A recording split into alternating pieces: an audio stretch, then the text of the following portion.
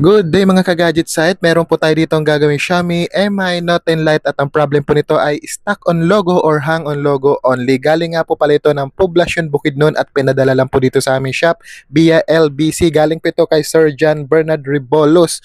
So ito na po ang unit nyo sir. Gagawin ko na po pang may padala na po pabalik yan sa inyong lugar at magamit na po ninyo. So according nga po kay sir, ang kailangan niya daw dito ay files. Kaya tinanong ko siya doon sa chat na kung hindi pa na-reset wala naman pong mabubura. So sa mga maka-encounter nga po ng ganitong issue na Mi Note 10 Lite at hang on logo at kailangan nyo po yung files, wag nyo po munang i-reset dahil hindi po reset ang problem niyan. So ang gagawin po natin dito ay CPU reballing lang po. Pag ni-reball natin ang CPU, wala po ditong mabubura na kahit anong files. Kaya sa may mga importanteng files, kapag ganitong model, wag po muna mag-reset upang yung mga files na kailangan po ninyo ay inyong ma-recover. So kahit i-reset po kasi ninyo yan, hang on logo pa rin ang kinalabasan dyan dahil hindi po software ang problem. Ito po ay hardware. At sa may mga ganitong problem naman po, pwede po kayo pumunta sa aming shop, pwede po kayo mag-walk-in at panoorin at hintayin nyo po sa aming shop habang ginagawa po namin. At sa mga malalayo naman po, kagaya nito, pwede nyo po ipadala sa amin via LBC. PM lang po kayo sa aming Facebook page upang makapagbigay po kami ng exact details kung saan nyo po ipapadala ang inyong mga unit. At ang aming mga full tutorial sa pagre-repair ng mga ganitong issue ay naka-upload po sa aming YouTube channel na Gadget Site. Pwede nyo po doon panoorin kung gusto nyo po mag-DIY ng inyong mga sariling cellphone. Pero be careful lang po kapag ganito ang issue ng cellphone. Kailangan doble po ang ingat ninyo kasi CPU problem po ito. Hindi pwedeng ma-overheat ang pag-hot air nyo dito kasi bibigay po or magiging busted ang inyong CPU. Kapag naging busted po ang CPU, hindi na po ito magagawa. Kaya careful lang po sa mga first timer at sa mga gusto matuto po dyan. So doble-doble ingat lang po lagi. So mga ma'am and sir, watch the video kung paano mo dati nire-repair ang mga ganitong problem.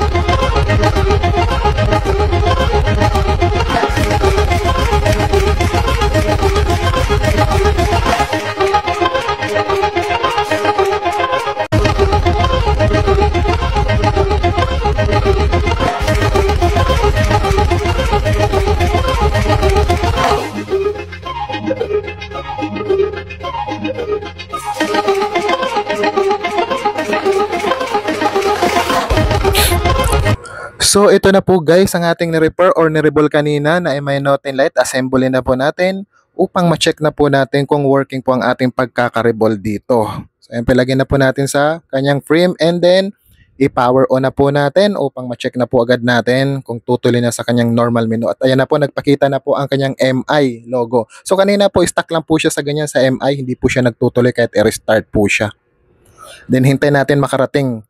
Ayan po, nagpakita ng MIUI. Kanina kasi hindi yan lumilitaw o hindi nagpapakita ang ganyan logo. So pag ganito, tutuloy na po ito sa kanyang normal mode at hintayin na lang natin makarating. So ito na po, nakarating na sa normal and then nakikita po ninyo may password pa. So ibig sabihin, wala po ditong nabura. Lahat po ng files ni Sir ay nandito pa rin. Lahat ng picture, contacts, apps, lahat ng mga importanteng data ay hindi po nabura, nandito pa rin dahil ang ginawa po natin ay hardware solution at hindi po software. Kaya sa may mga ganitong problem, wag po muna kayo magre-reset kung importante po ang inyong mga files. Kasi pag ni-reset po ninyan, wala na. Thank you and good day. Thank you for watching.